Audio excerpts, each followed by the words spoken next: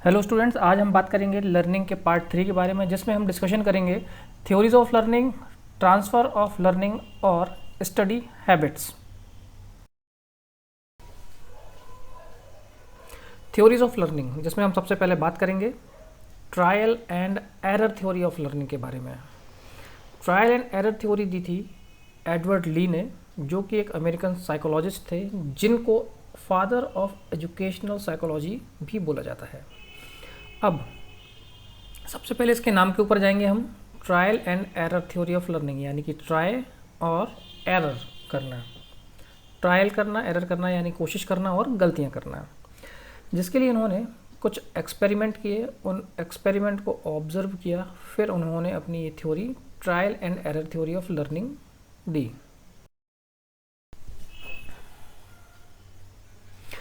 इस एक्सपेरिमेंट में एक ट्रांसपेरेंट बॉक्स में हंग्री कैट को प्लेस किया। ट्रांसपेरेंट बॉक्स के बाहर कैट फूड जो कि कैट को पसंद है वो रखा गया। अब यहाँ पर सिचुएशन ये है कि कैट हंग्री है, बॉक्स ट्रांसपेरेंट है और बाहर कैट फूड रखा है, यानी कि एक मोटिव है हंगर, एक गोल है फूड, और उस ट्रांसपेरेंट बॉक्स में एक डोर है जिसको एक लीवर के थ्रू खोला जा सकता है, सही तरीके से मैनिपुलेट करके। अब वो कैट बाहर आने के लिए कई ट्राई करती है, स्क्रैच करती है, बाइट करती है, लेकिन उन रैंडम मूवमेंट में से एक मूवमेंट से बाई चांस वो लीवर प्रेस करती है और डोर ओपन होता है। फिर जो कैट है बाहर आती है और उसको उसका रिवार्ड यानी कि उसका फूड मिल जाता है। फिर हम दोबारा यही प्रोसेस करते हैं, लेकिन कैट को इस बार बाहर आने में कम टाइम लगा। फिर हम दोबारा यही प्रोसेस रिपीट करते हैं, कैट को और कम टाइम लगा, साथ ही जो अननेसेसरी मूवमेंट थे जैसे कि स्क्रैच करना, बाइट करना, वो उसके एक्शन कम होते गए और वो जल्दी से लीवर प्रेस करके डोर ओपन करके बाहर आके उसने अपना फूड लिया। इस थ्योरी को बोला गया trial and error theory of learning. तो अभी हमने बात की trial and error theory of learning के बारे में।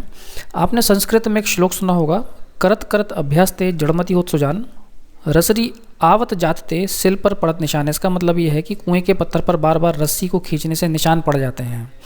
इसी प्रकार बार बार अभ्यास करने से कोई भी व्यक्ति बुद्धिमान हो सकता है। अब इस श्लोक का और ये जो थ्योरी है trial and error theory of learning का मतलब लगभग एक जैसा ही है, यानी कि सेम ही है। अब आपने कभी कोई 2 व्हीलर या 4 व्हीलर ड्राइव करना या राइड करना सीखा होगा, तो जब पहली बार आपने चलाया होगा आपसे झटके से गाड़ी बंद हो गई होगी, आपको ये समझ में नहीं आता होगा कि कब कितना क्लच छोड़ना है, कब कितना एक्सीलेटर लेना है, कब कितना ब्रेक लगाना है, एकदम से आप रोक देते हो, गाड़ी फिसल जाती हो। लेकिन जितनी बार आपने उसको ट्राई किया होगा चलाने का, उतनी बार आपकी जो गलतियां हैं यानी कि जो एरर्स हैं वो कम होते जाते होंगे। तो यही बेसिक कंसेप्ट है ट्रायल एंड एरर थ्योरी का। ये हम हमारी डेली लाइफ में हमेशा ही प्रैक्टिस करते रहते हैं। नेक्स्ट जो थ्योरी है वो है लर्निंग बाय कंडीशनिंग। अब इस शब्द को तोड़ते हैं, लर्निंग बाय कंडीशनिंग। कंडीशनिंग मतलब होता है स्थिति, स्थिति के द्वारा सीखना या बिहेवियर मॉडिफाई करना, उसको हम बोलते हैं learning by conditioning. This theory was provoked by Ivan Pavlov. ये एक रशियन साइकोलॉजिस्ट थे।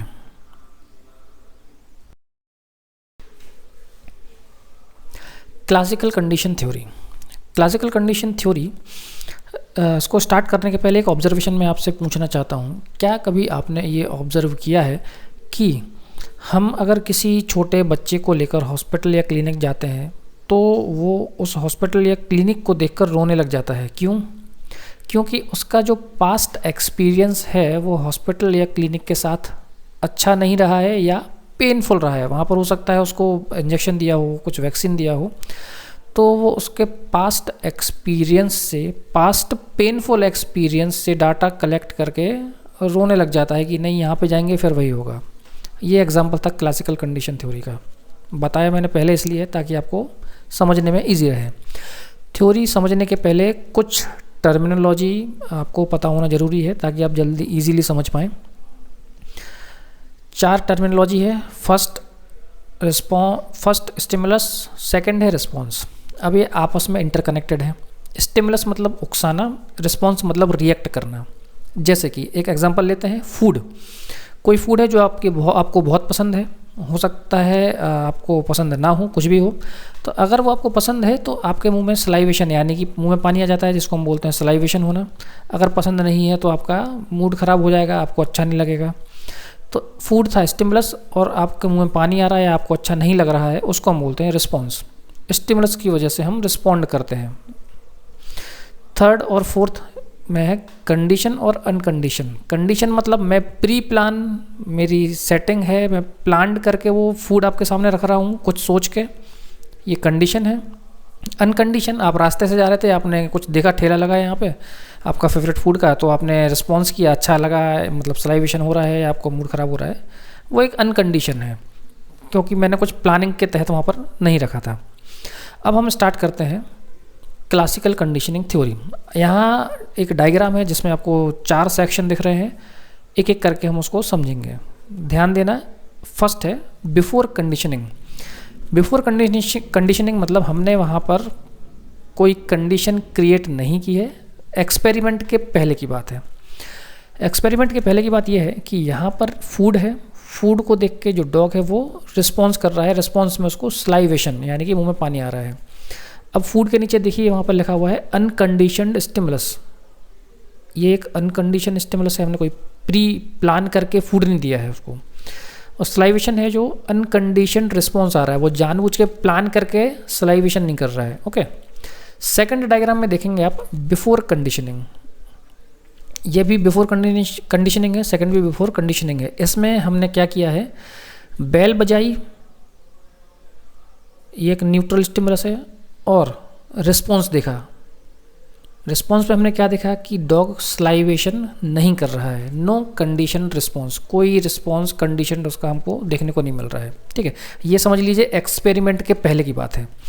अब हम करेंगे एक्सपेरिमेंट। डायग्राम नंबर 3 में ड्यूरिंग कंडीशनिंग हमने क्या किया, बेल बजाई, डॉग का जो फूड था, फूड हमने डॉग को दिया, बेल बजाई, फूड दिया, फिर बेल बजाई, फूड दिया। तो उस फूड की वजह से जो डॉग है वो रिस्पॉन्स कर रहा है, सलाइवेशन हो रहा है।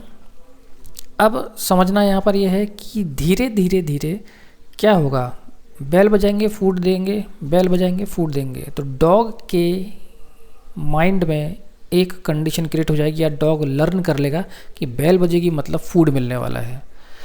ठीक। फोर्थ डायग्राम देखिए, आफ्टर कंडीशनिंग, वो कंडीशनिंग हो गई है। आफ्टर कंडीशनिंग हम देख रहे हैं कि हमने बेल बजाई यानी कि कंडीशन स्टिमुलस जानबूझ के, रिस्पॉन्स में हमने देखा कि डॉग जो है वो सलाइवेशन करना स्टार्ट कर दिया क्योंकि उसने तो लर्न कर लिया था, उसका बिहेवियर मॉडिफिकेशन हो चुका है कि बेल बजेगी तो फूड मिलेगा। तो इस एक्सपेरिमेंट को नाम दिया गया classical conditioning theory of learning.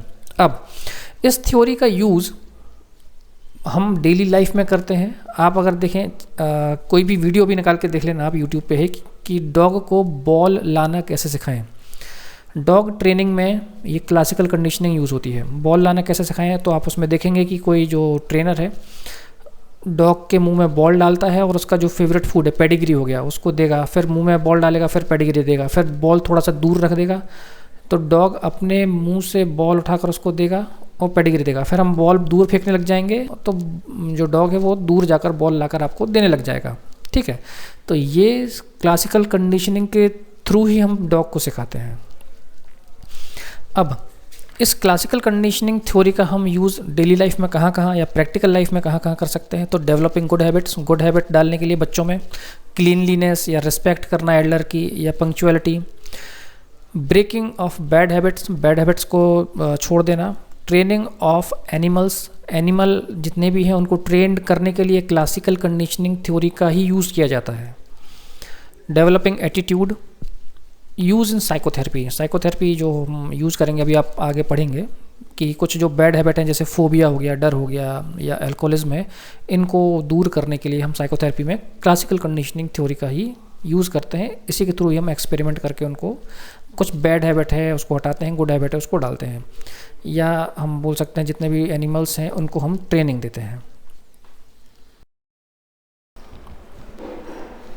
Next है ऑपरेंट कंडीशनिंग। ऑपरेंट मतलब होता है प्रभाव डालना।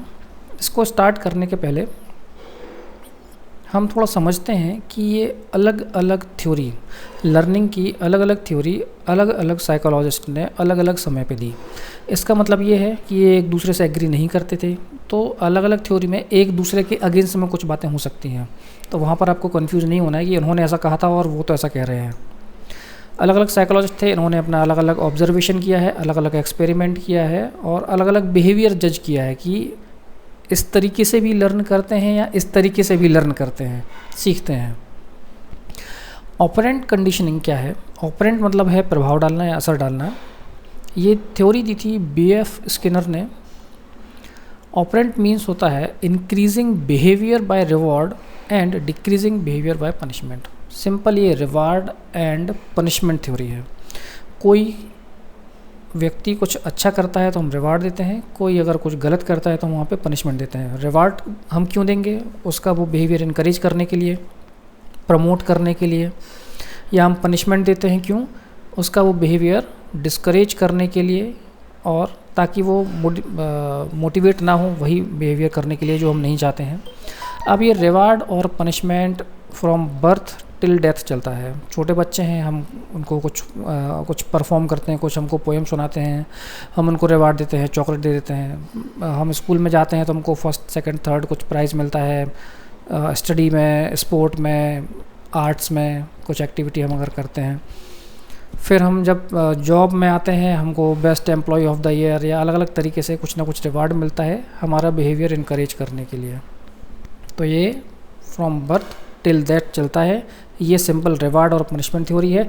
कोई कुछ अच्छा करता है तो रिवार्ड दे के हम उसको मोटिवेट करते हैं, कोई कुछ गलत करता है या जो हम नहीं चाहते हैं बिहेवियर वो कर रहा है तो वहाँ पर हम उसको पनिशमेंट देते हैं।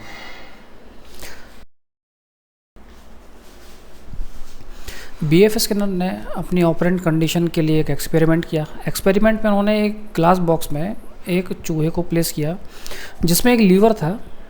उस लीवर को नीचे की तरफ अगर पुश करते हैं उसको कुछ रिवार्ड यानी कि फूड मिलता है। अगर ऊपर की तरफ प्रेस करते हैं तो उसको कुछ चोट लगती है या दर्द होता है। कुछ समय बाद देखा गया कि उस चूहे ने एक दो बार ही ऊपर किया, लेकिन जब उसने लर्न कर लिया कि उसको नीचे करेंगे तो मुझे फूड मिलेगा, तो उसने सिर्फ उसको नीचे की तरफ ही प्रेस किया। इसको उन्होंने नाम दिया ऑपरेंट कंडीशनिंग या रिवार्ड थ्योरी या रिवार्ड एंड पनिशमेंट थ्योरी का।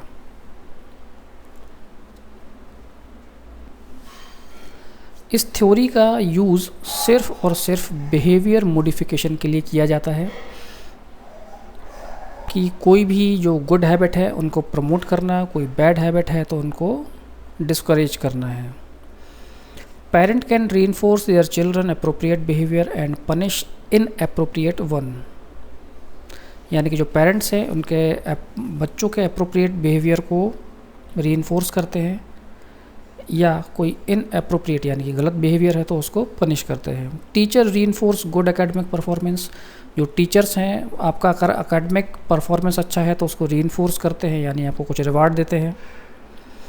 Behaviour therapist use learning principle of operant conditioning to treat children और एडल्ट विद बिहेवियर प्रॉब्लम्स। अगर किसी एडल्ट या चिल्ड्रन को कोई बिहेवियर प्रॉब्लम है तो जो साइकोथेरेपिस्ट होते हैं या बिहेवियर थेरेपिस्ट होते हैं ये ऑपरेंट कंडीशनिंग का यूज़ कर ही उनका बिहेवियर मॉडिफिकेशन करते हैं या उनका बिहेवियर ठीक या नॉर्मल करने की कोशिश करते हैं।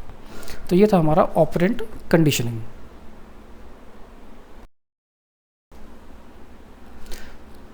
थ्योरी ऑफ इंसाइटफुल लर्निंग या जिसको बोला जाता है gestalt psychology. Gestalt psychology was founded in Germany in 1912 by Max Wertheimer and his colleagues. The word Gestalt means form or shape or a particular arrangement of element. Gestalt का मतलब होता है कुछ एलिमेंट्स को लेके एक पर्टिकुलर शेप बनाना या उनको अरेंज करके रखना।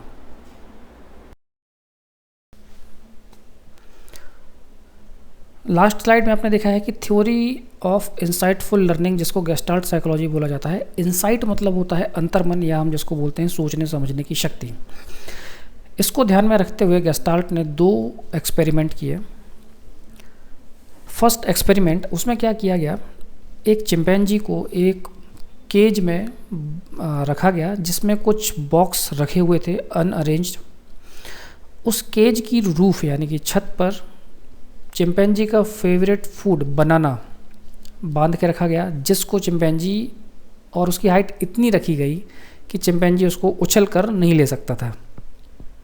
चिंपैंजी ने कोशिश की उछलने की, अपने तरीके से नहीं हुआ। फिर उसको आइडिया आया, इंसाइटफुल है ना, सोचने समझने की शक्ति को यूज़ किया उसने।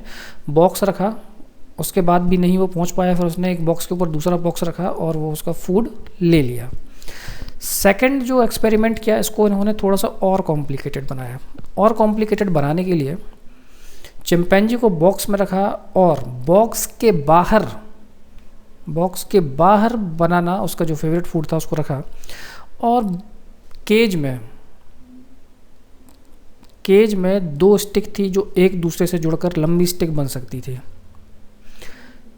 चिंपैंजी ने पहले अपने हाथ से कोशिश की, उसको बनाना नहीं मिला। फिर उसने लकड़ी उठाई, लकड़ी से खींचने की कोशिश की पर लकड़ी छोटी थी। फिर उसको आइडिया आया कि एक और लकड़ी है, तो उनको दोनों को ज्वाइन करके जोड़ करके लंबी लकड़ी बनाई और उसको बनाना को खींच लिया अपने पास। इस एक्सपेरिमेंट का मतलब ये निकला कि हमारे पास्ट एक्सपीरियंस यानी हमारे पुराने अनुभव हमारी हेल्प करते हैं इंसाइटफुल सॉल्यूशन के लिए। कुछ नई प्रॉब्लम अगर है तो वहाँ पर हमारे पास्ट एक्सपीरियंस हमारी हेल्प करते हैं उस प्रॉब्लम को सॉल्व करने के लिए। Insightful solution depend upon basic intelligence, या जो इंसाइटफुल सॉल्यूशन है ये डिपेंड करते हैं बेसिक इंटेलिजेंस की। हर साइकोलॉजी बोलती है every individual is different personality, जितने दुनिया में लोग हैं उतने प्रकार के हैं, हर किसी का इंटेलिजेंस लेवल भी अलग है। तो ये डिपेंड करता है कौन कितना इंटेलिजेंट है उसके इंसाइट पर। और इन्होंने कहा कि हम छोटी छोटी चीज़ों को अरेंज करके अच्छे से लर्निंग कर सकते हैं। जैसे एजुकेशनल डिपार्टमेंट में गेस्टाल्ट साइकोलॉजी का यूज़ करके, इनके एक्सपेरिमेंट का यूज़ करके ही करिकुलम या सिलेबस डिज़ाइन होते हैं। अब जैसे आप ध्यान देंगे कि आपका बीएससी नर्सिंग 4th ईयर में 4 साल का आपका पूरा करिकुलम है। हर साल का सिलेबस अलग अलग है कि फर्स्ट ईयर में आपको ये सब्जेक्ट पढ़ना है, सेकंड ईयर में ये पढ़ना है, और फर्स्ट ईयर में कौन कौन सा सब्जेक्ट पढ़ना है, सेकंड ईयर में कौन कौन सा सब्जेक्ट पढ़ना है। तो एक करिकुलम या सिलेबस का डिज़ाइन जो है ये गेस्टाल्ट साइकोलॉजी को यूज़ करके ही किया गया है। कि जैसे बॉक्स थे वहाँ पर अलग अलग, या सेकंड एक्सपेरिमेंट में ये 2 स्टिक थी, तो वे ठीक वैसे ही अलग अलग सब्जेक्ट को जोड़ के अलग अलग ईयर में अलग अलग सब्जेक्ट डाले गए। कब आपको कौन सा सब्जेक्ट पढ़ना है, कब थ्योरी पढ़ना है, कब आपको प्रैक्टिकल करना है, ये अरेंजमेंट गेस्टाल्ट साइकोलॉजी के अकॉर्डिंग ही होता है। ठीक है, तो ये था हमारा गेस्टाल्ट साइकोलॉजी, जिसमें हम चीज़ों को अरेंज करके अपनी प्रॉब्लम को सॉल्व करते हैं। नेक्स्ट है observational learning. According to psychologist Albert Bandura and colleagues, a major part of human learning consist of observational learning. इनके अनुसार ह्यूमंस अपनी लाइफ में जितना भी सीखते हैं उसमें सबसे ज़्यादा पार्ट जो होता है वो होता है ऑब्जर्वेशनल लर्निंग का, यानी कि देख कर सीखना, ऑब्जर्व करना लोगों को और उसको लर्न कर लेना। कई बार आपने देखा होगा कि पेरेंट्स को एडवाइस किया जाता है कि बच्चों के सामने अच्छे से बिहेव करें या घर का एनवायरनमेंट अच्छा रखें, क्योंकि बच्चे जो देखते हैं वही सीखते हैं। देख कर सीखना, इसी को हम कहते हैं observational learning. Learning through observing the behaviour of another person, सामने वाले पर्सन का कोई दूसरे पर्सन को देखना और उनसे सीखना, उसको हम बोलते हैं observational learning. Like idealism follow celebrity, ego defence mechanism में एक टर्म होता है जिसको हम बोलते हैं आइडियलिज्म। आइडियलिज्म मतलब क्या कि आप किसी सेलिब्रिटी को, किसी को भी आप आइडलाइज करने की कोशिश करते हैं, आपको वो बहुत पसंद आता है और आप उनके जैसा ही बनने की कोशिश करते हैं, जैसा वो बिहेव कर रहे हैं। जैसे कई बार चलता है कि किसी सेलिब्रिटी की हेयर स्टाइल फेमस हो गई है, किसी का गॉगल फेमस हो गया है, या किसी के कपड़े पहनने का तरीका फेमस हो गया है, हम उनको देखते हैं, सीखते हैं और वैसा ही करने की कोशिश करते हैं। ये ऑब्जर्वेशनल लर्निंग में आता है। चाइल्ड लर्न थ्रू दिस, जो छोटे बच्चे हैं वो ऑब्जर्वेशनल लर्निंग के थ्रू ही सीखते हैं। ऑब्जर्वेशनल लर्निंग में बोलते हैं paying attention and perceiving the most critical feature of another person behaviour.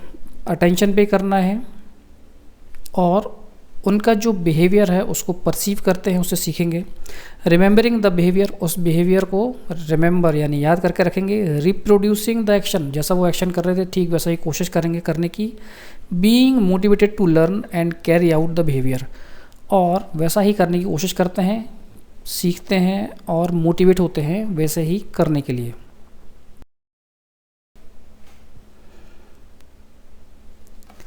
Observational learning is a vital factor in shaping the behaviour of children.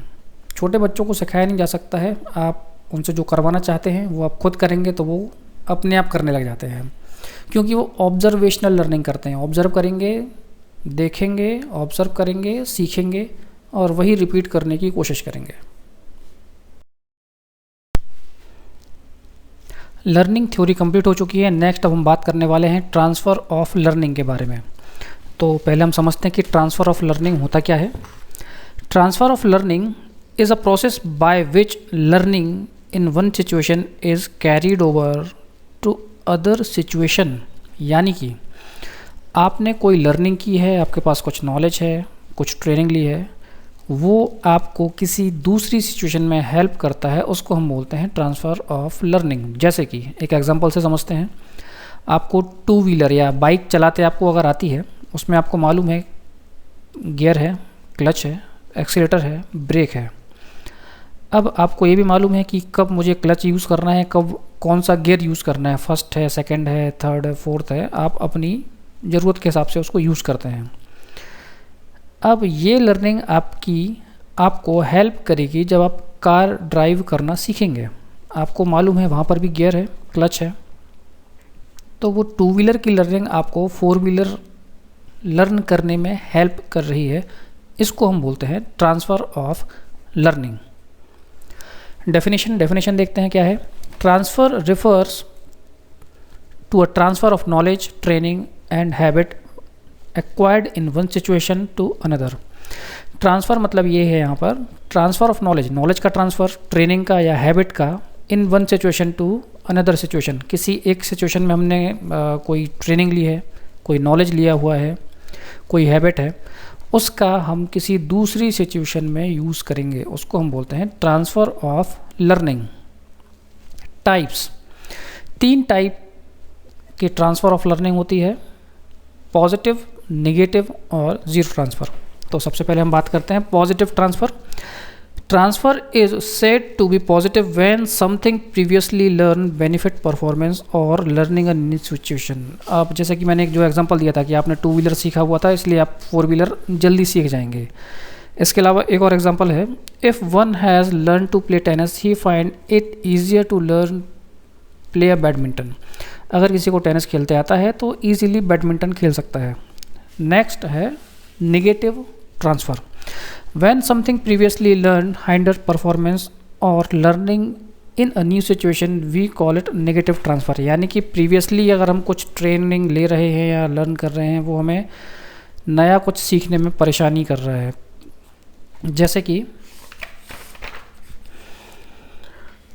कोई रेसलर है, रेसलर मतलब कुश्ती करने वाले, अगर कोई रेसलिंग सीख रहा है तो उसको स्टडी करने में काफ़ी इश्यूज़ होंगे या प्रॉब्लम होगी या परेशानी होगी। क्यों?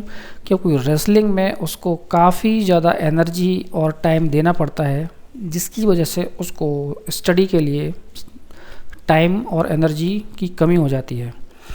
तो रेसलिंग हाइंडर्स स्टडीइंग, यानी कि रेसलिंग की वजह से प्रीवियसली जो हमारी ट्रेनिंग है, रेसलिंग की वजह से हमको नया स्टडी करने में प्रॉब्लम क्रिएट हो रही है, उसको हम बोलते हैं negative transfer.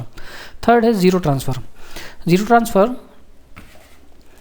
In case the previously learn make no difference, यानी कि हमने पिछला कुछ लर्न किया हुआ है, सीखा हुआ है, वो नया कुछ सीखने में ना हमारी मदद कर रहा है ना हमको परेशान कर रहा है। जैसे कि लर्निंग हिस्ट्री में neither help nor hinder the learning of economics. आपने अगर हिस्ट्री पढ़ रहे हैं आप, तो वो आपकी इकोनॉमिक्स पढ़ने में ना कोई हेल्प करेगा ना आपको परेशान करेगा। इसको हम बोलते हैं ट्रांसफ़र ऑफ लर्निंग। नेक्स्ट और लास्ट टॉपिक हमारा जो बचा हुआ है लर्निंग का वो है study habits. A student nurse must bear in mind the following points for her learning to be effective. जितने भी स्टूडेंट्स हैं उनको ये पॉइंट्स अपने माइंड में रखना है ताकि उनकी लर्निंग इफेक्टिव हो। बीइंग सेल्फ प्रिपेयर्ड, खुद से तैयार रहें। साउंड फिजिकल और मेंटल हेल्थ, आपका जो फिजिकल और मेंटल हेल्थ है वो अच्छा होना चाहिए। होलनेस, यानी कि आपको आइडिया होना चाहिए आप ये पढ़ रहे हैं तो क्यों पढ़ रहे हैं। प्लानिंग एंड ऑर्गेनाइजेशन, आपके पास एक टाइम टेबल होना चाहिए पूरे दिन के लिए, कब आपको क्या करना है और क्या पढ़ना है। क्लैरिटी ऑफ पर्पस, आप नर्सिंग कर रहे हैं क्यों कर रहे हैं, ठीक वैसे ही जो भी स्टूडेंट जो पढ़ रहा है वो क्यों पढ़ रहा है। प्रॉम्प्ट स्टार्ट, कल कर लेंगे, परसों कर लेंगे या सोमवार से करेंगे, ये सब नहीं होना चाहिए। प्रॉम्प्ट स्टार्ट, आज ही, अभी। Search for essential in an assignment, कोई भी असाइनमेंट है उसमें से कुछ आपको लग रहा है कि ये बहुत ही इंपॉर्टेंट है तो उसको सर्च करके अलग से अपने पास रखेंगे। Note taking, habit of taking notes while studying, पढ़ते समय नोट टेकिंग की आपकी एक हैबिट होनी चाहिए कि अगर आपको कुछ भी इंपॉर्टेंट मिलता है, आपको लग रहा है कि मैं भूल जाऊंगा, उसको तुरंत लिख के रख लें अपनी डायरी में। Review and overlearn, review and overlearn, the rate of forgetting is far in excess of what is retained, यानी कि भूलने की हमारी जो कैपेसिटी है या स्पीड है रिटेनिंग से ज़्यादा होती है, यानी कि आप बचा के कम रखते हैं भूलते जाते हैं, और ये कॉमन है, इसमें कोई बुराई नहीं है। इसीलिए रिव्यू एंड लर्न, यानी कि आप रिवीजन करते रहें। Paying attention to word, chart, table and formula, पूरा पैराग्राफ समझने में हमको टाइम ज़्यादा लगता है, टफ लगता है, तो उसकी जगह पर हम उस पैराग्राफ का चार्ट बना सकते हैं और चार्ट बना के पढ़ सकते हैं। तो चार्ट, टेबल और फार्मूलाज हमको बना के स्टडी करेंगे तो काफ़ी ईजी रहेगा। प्रॉपर फिजिकल सराउंडिंग, यानी कि आपके जहाँ पढ़ते हैं वहाँ पर शोर नहीं होना चाहिए। पुअर लाइटिंग, या लाइट अच्छे से हो। बैड वेंटिलेशन, सफोकेशन नहीं होना चाहिए। ज़्यादा ठंडा या ज़्यादा गर्मी नहीं होनी चाहिए, otherwise it reduce efficiency in learning, हमारी जो लर्निंग एफिशिएंसी है वो कम हो जाती है। इंटर रिलेशनशिप मतलब ये होता है कि जैसे हम आप देखेंगे, अभी आप देखेंगे फर्स्ट ईयर में आपके पास अलग अलग सब्जेक्ट है, माइक्रोबायोलॉजी है, एनाटॉमी फिजियोलॉजी है, साइकोलॉजी है, ये सारे सब्जेक्ट अलग अलग हैं, पर इनके बीच में कोई एक इंटर रिलेशनशिप है, तो उस रिलेशनशिप को समझे। अलग अलग सब्जेक्ट को अलग अलग रटने की कोशिश नहीं करना है, समझना है, और उनके बीच में क्या रिलेशन है उसको भी समझना है। तो आज हमारा लर्निंग कंप्लीट हो गया है। नेक्स्ट जो टॉपिक रहेगा वो है मेमोरी। Thank you. कुछ इंस्ट्रक्शन थे जो मैं भूल जाता हूँ हमेशा शुरू में देना, कि अपना ईयरफोन यूज़ करेंगे, शांत जगह पे पढ़ें जहाँ पर आप अटेंशन दे पाएँ, जहाँ तक आपको समझ में आ रहा है वहाँ तक सुने। फिर आपको लग रहा है कि थोड़ा सा ओवर हो गया है, ज़्यादा हो गया है, अब आपको समझ में नहीं आ रहा है, तो वहाँ पर पॉज करते हैं, फिर थोड़ी अपना 10-15 मिनट टाइम पास करें इधर उधर। जब फिर से हमारी कैपेसिटी हो जाएगी समझने की, फिर दोबारा समझें। थैंक यू, और रिवीजन करते रहें।